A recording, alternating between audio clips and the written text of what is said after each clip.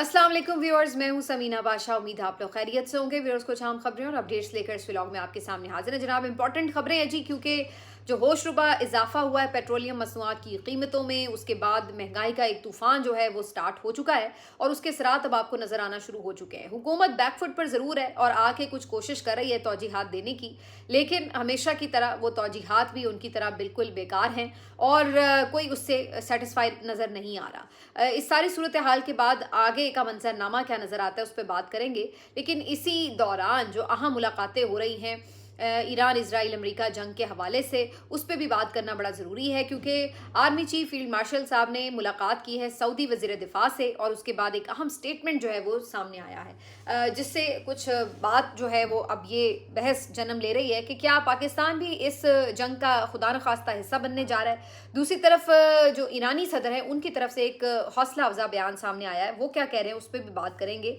और फिर इन तमाम जो कि इंटरनेशनल हालात हैं उसके दौरान कुछ पाकिस्तान की जो तरजीहात हैं उस पर भी अंदाज़ा लगाइए कि मज़ीद PTI के बहुत से रहनुमाओं को GHQ हमला केस में सज़ाएं सुना दी गई हैं। एज़ यूजुअल 10-10 साल सज़ा सुनाई गई है, तो इसके ऊपर भी ज़रा बात करते हैं। काफ़ी कुछ है इस व्लॉग में। आपसे रिक्वेस्ट है कि चैनल को सब्सक्राइब कर लें अगर अभी तक सब्सक्राइब नहीं किया।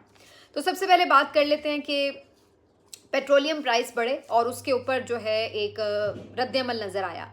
अब रद्द-ए-अमल क्या है कि सड़कें फ़िलहाल खाली नज़र आ रही है, क्योंकि लोगों के पास इतने पैसे नहीं हैं कि वो इतना महंगा पेट्रोल जो है वो इस्तेमाल करें। लेकिन ज़ाहिर है मजबूरी है, लोगों को जाना भी पड़ता है, काम धंधे पे जाएंगे तो कमाएंगे और फिर ही कुछ गुज़र औकात कर सकेंगे।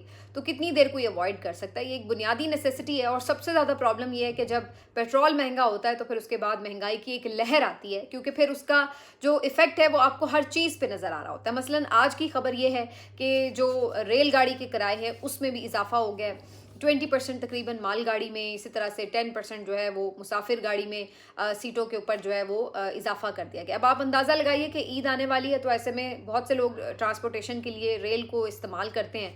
अब उन बेचारों को मुफ्त में इतनी ज़्यादा जो आप कह लें कि किरायों में इजाफा है वो झेलना पड़ेगा। इसके साथ साथ बात यहाँ पे नहीं रुकेगी, ज़ाहिर सी बात है जो आपके बाकी ट्रांसपोर्टर हजरात हैं बस वगैरह के, वैगनों के, वो भी किराए बढ़ जाएंगे।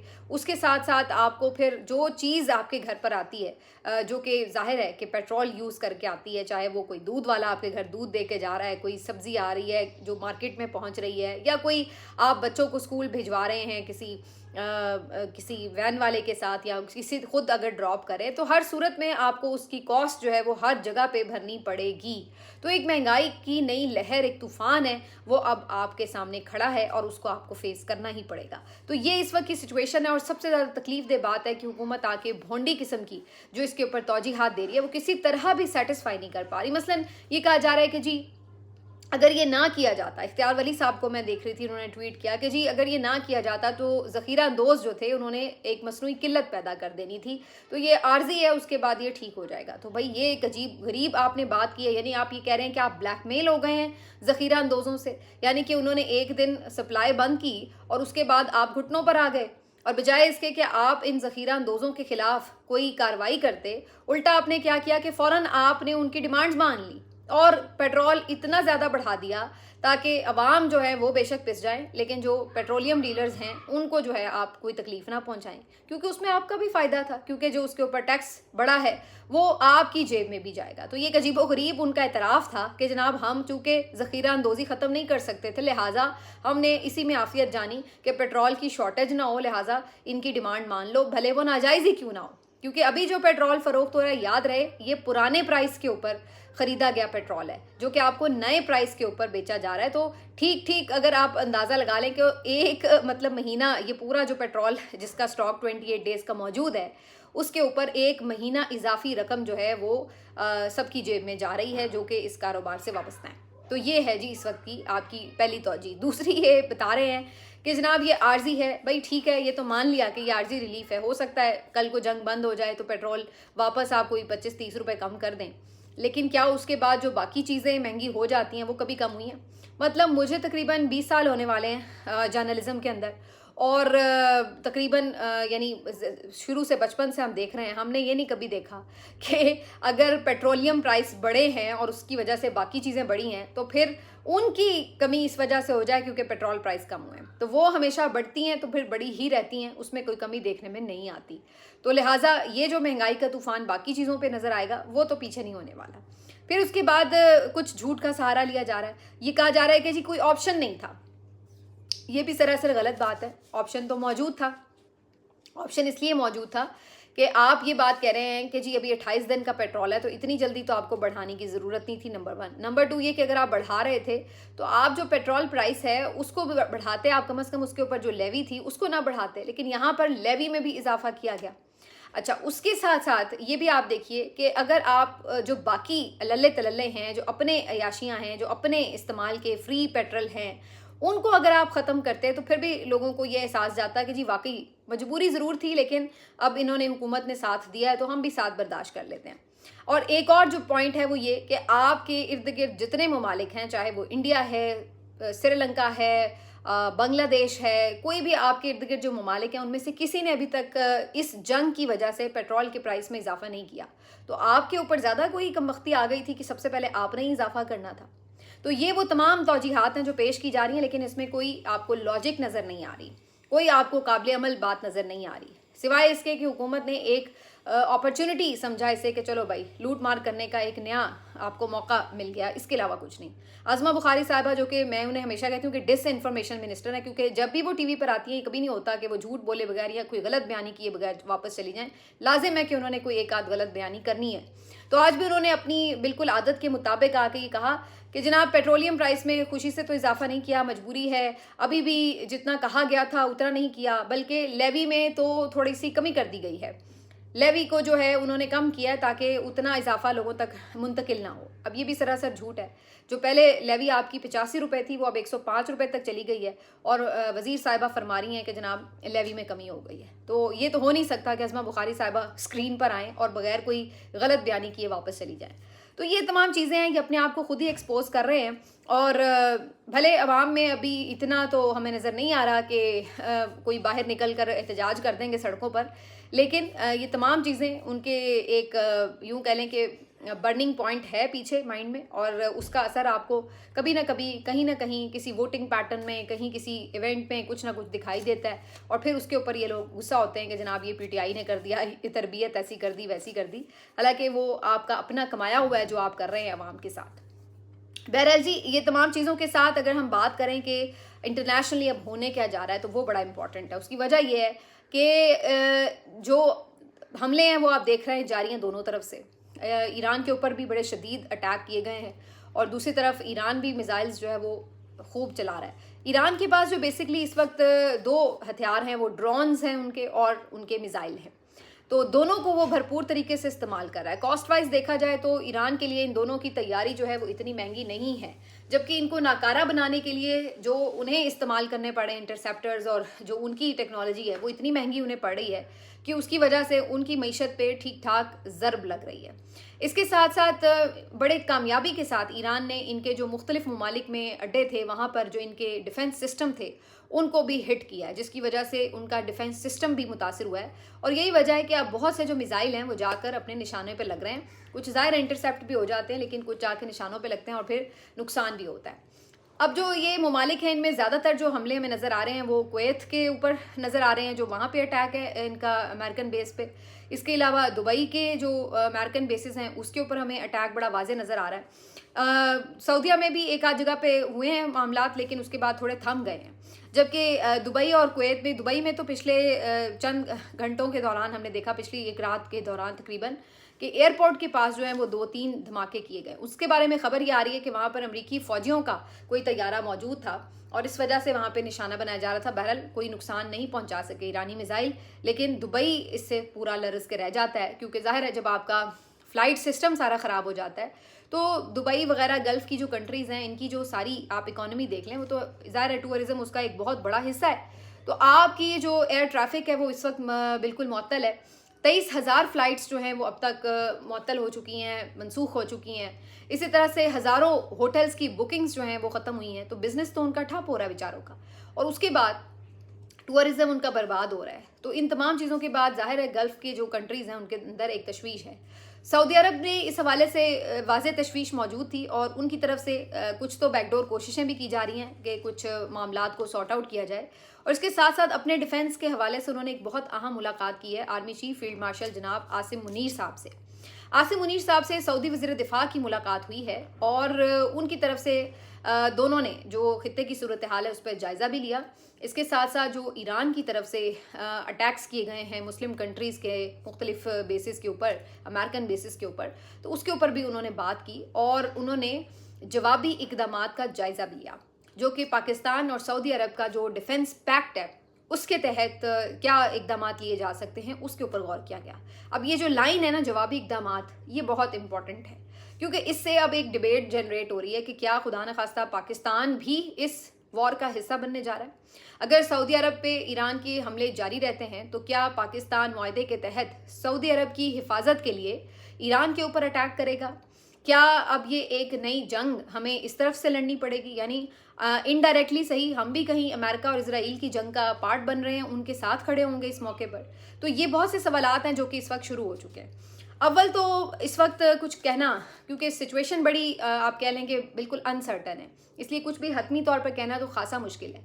लेकिन ये बात याद रखिए कि ईरान जो है वो इस बारे में एक स्टेटमेंट दे चुका है। अब मालूम नहीं कि ये इस हालिया मुलाकात के बाद उन्होंने दी है, क्योंकि ये तकरीबन जो स्टेटमेंट अब आई है इनके ईरानी सदर की, वो कल की इनकी मीटिंग के बाद आई है। कल इन्होंने जो इनकी अबूरी काउंसिल बनाई है उसकी एक मीटिंग हुई जिसमें उन्होंने ये तय किया है कि जो आपकी ब्रदरली कंट्रीज़ हैं उनके ऊपर हमने अटैक्स अब नहीं करने। और उन्होंने आज ईरानी सदर जो है उन्होंने वाज़े तौर पर ना सिर्फ ये कि एक माजरत खाना पैगाम दिया कि हम माजरत खाएँ कि जिनको हमारी ब्रदरली कंट्रीज़ जो हैं उनको हमारी वजह से दिक्कत हो रही है, तो साथ में उन्होंने ये वाज़े तौर पर कहा कि हमने ये डिसाइड किया है कि हम अब इन कंट्रीज़ के ऊपर ख़ुद से पहल अटैक में नहीं करेंगे जब तक कि इनकी तरफ से कोई हमला हम पर ना हो। अच्छा, इसको बहुत से लोग यूँ रिपोर्ट कर रहे हैं कि जिन्होंने माफ़ी मांग ली अब हमला नहीं करेंगे। वो ये नहीं कह रहे कि अब हम हमला बिल्कुल नहीं करेंगे, उन्होंने कंडीशनल कहा है कि अगर उनकी तरफ से अटैक नहीं होगा तो फिर हम हमला नहीं करेंगे। तो इस बात को क्लियरली समझना बड़ा ज़रूरी है, इसलिए कि अगर वो इधर से अटैक नहीं होता, यानी अगर आपकी कुवैत की सरजमीन, सऊदी अरब की सरजमीन, आपकी दुबई की, अबू धाबी की, जितने भी आपके गल्फ़ रीजन के लोग हैं, इनकी ज़मीन जो है वो नहीं इस्तेमाल होती, अमेरिकन बेसिस उनकी नहीं इस्तेमाल होती, तो वो कहता है हमारी लड़ाई इन ममालिक से तो नहीं है, हमें क्या ज़रूरत पड़ी कि हम ब्रदरली कंट्रीज़ के ऊपर जो है वो हमले करें, हम तो उनके साथ हमेशा बड़े अच्छे ताल्लुकात के ख्वाह रहे हैं। लेकिन अगर उनकी सरजमीन इस्तेमाल हुई तो फिर हम जवाबी हमला करने का हक महफूज रखते हैं। तो ये उनकी तरफ से बात की गई है। अब पाकिस्तान भी उसी ब्रदरली कंट्रीज़ में आता है कि अगर सऊदी अरब के ऊपर हमला होता है ईरान की तरफ से, तो फिर पाकिस्तान के लिए ये डिसाइड करना होगा कि उसने फिर अब क्या करना है। अभी तक जो पाकिस्तान की हिकमत अमली है वो ये है कि हम न्यूट्रल रहें, हम किसी की भी साइड ना लें, और कोशिश ये कर रहा है कि किसी तरह फाहमो तफहीम से मामले को भी सॉर्ट आउट किया जाए। लेकिन आगे चलकर अगर हमें कहीं एक वाज़ेह पोजीशन लेनी पड़ ही गई, जैसे कि अभी ये बातचीत हुई है बड़ी अहम मुलाकात के अंदर, तो फिर हमारे लिए एक बहुत अजीबोगरीब सिचुएशन होगी। क्योंकि अगर खुदा न खास्ता सऊदी अरब की ज़मीन मज़ीद इस्तेमाल होती है तो ईरान उसको अटैक कर सकता है। अगर ईरान उस पर अटैक करता है तो पाकिस्तान को सऊदी अरब के दिफा में ईरान के ऊपर अटैक करना पड़ सकता है। अगर पाकिस्तान ईरान पे अटैक करेगा तो फिर आप अंदाज़ा लगा लीजिए कि क्या ईरान पाकिस्तान पे अटैक नहीं करेगा। तो फिर इस तरह हम एक और दो तरफा जंग की तरफ चले जाएंगे, क्योंकि याद रहे कि हम ऑलरेडी अफ़गानिस्तान के साथ भी एक जंगी कैफियत में है, तो दूसरी तरफ हम खुदा न खास्ता ईरान के साथ भी अगर इसी तरह कशीदगी का शिकार हो गए तो फिर सूरत हाल पाकिस्तान के लिए कितनी सीवियर हो जाएगी। मेरा नहीं ख्याल है कि इस तरफ सिचुएशन जाए, अल्लाह ना करे कि ऐसी सिचुएशन बने। लेकिन ये तमाम चीज़ें जो हैं अब आप ये नहीं कह सकते कि कार्ड्स पर कहीं नज़र नहीं आती। दूसरी बात यह है कि पाकिस्तान की तरफ से ये कहा जा रहा है कि जी चूँकि हमने सऊदी अरब से मुआहदा किया दिफा का। देखिए, जहाँ तक खादिमुल हरमैन शरीफैन की बात है, मुक़द्दस मकामात की बात है, वो तो पाकिस्तान ने ना भी मुआहदा किया हो, वो तो एक अनसेड मुआहदा हमेशा से पाकिस्तान और सऊदी अरब के दरमियान है। और उनकी मुक़द्दस मकामात की हिफाजत के लिए तो पाकिस्तान का हर शहरी, सिर्फ फ़ौज नहीं, पाकिस्तान का हर शहरी अपनी जान निछावर करने के लिए तैयार होगा, जो हमारी वहाँ से उस ज़मीन से अकीदत है। लेकिन जहाँ ये बात है कि जो हम पैक्ट की बात कर रहे हैं जो सऊदीया के साथ हुआ है, जिसमें अगर वो अमेरिकन बेसिस पे हमले कर रहा है तो क्या उसको डिफेंड करना भी हमारे लिए उतना ही ज़रूरी होगा? ये एक अहम सवाल है। फिर इसमें जो दूसरा अहम सवाल है वो ये है کہ کیا جب انڈیا نے ہم پر حملہ کیا تو سعودیہ بھی اسے اپنے اوپر حملہ کنسیڈر کر رہا تھا؟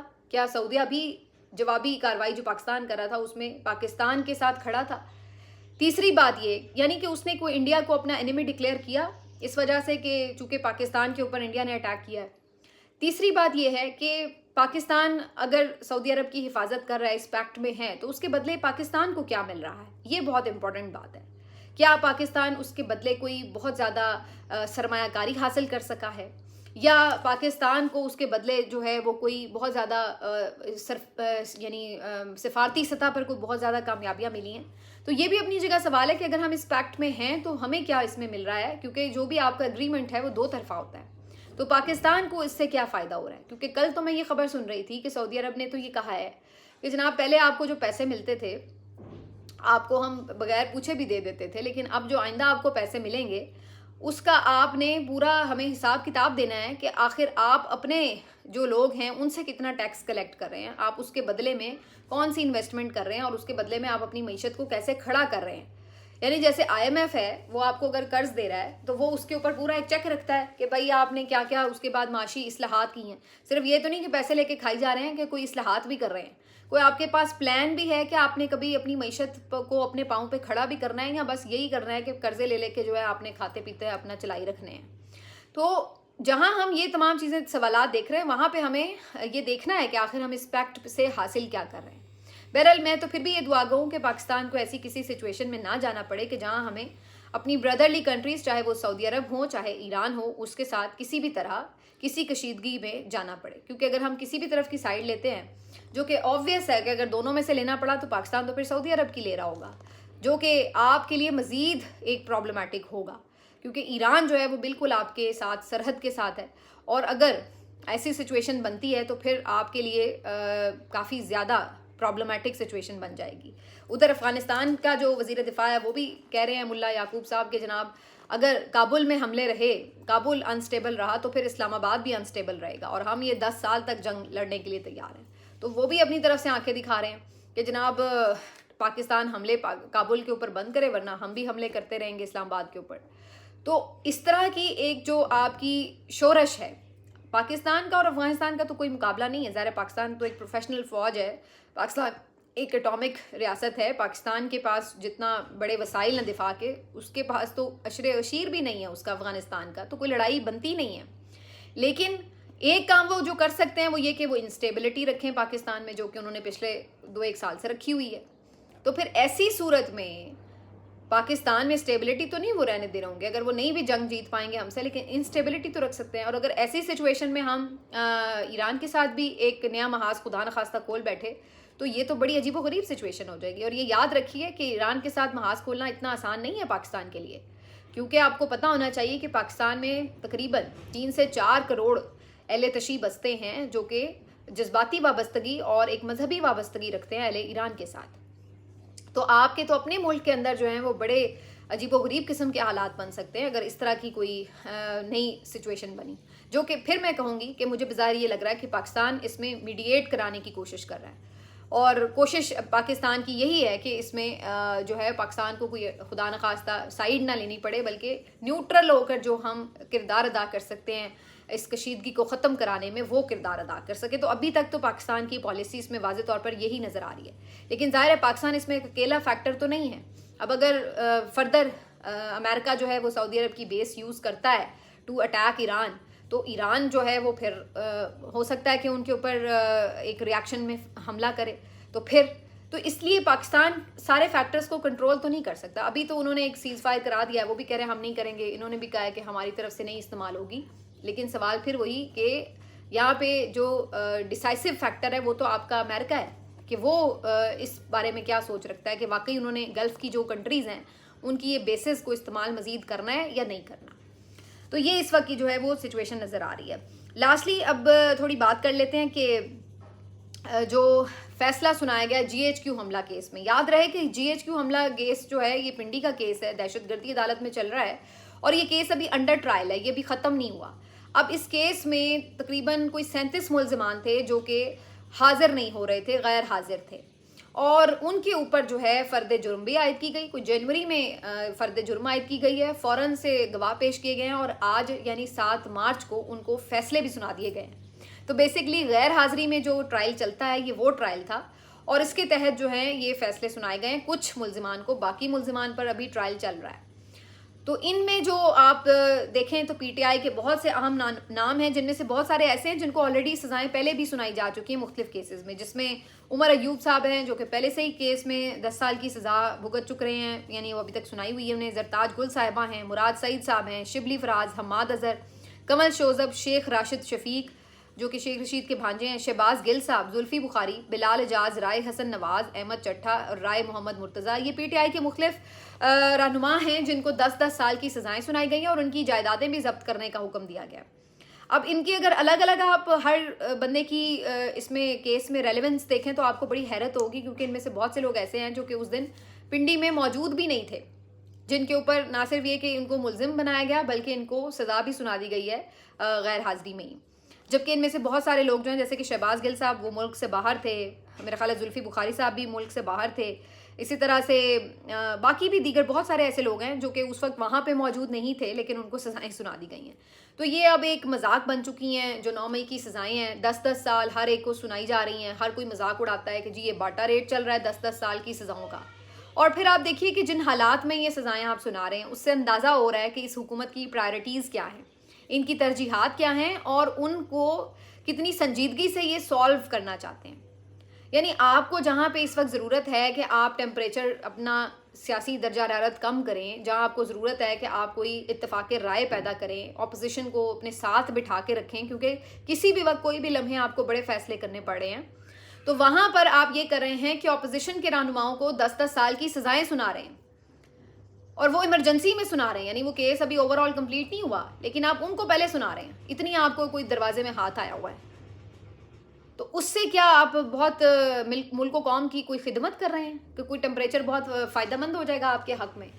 تو اس سے آپ کو پتہ چلتا ہے کہ یہ حکومت نہ صرف یہ کہ نااہل اور نالائق ہے بلکہ یہ کس قدر بے حس بھی ہے اور کتنی یعنی آپ کہہ لیں سیاسی نابالغ ہے کہ ان کو یہ بھی اندازہ نہیں ہے کہ اپنے حالات کدھر ہیں آپ کے اور ان کے حساب سے آپ کو کون سے فیصلے کس وقت کرنے ہیں.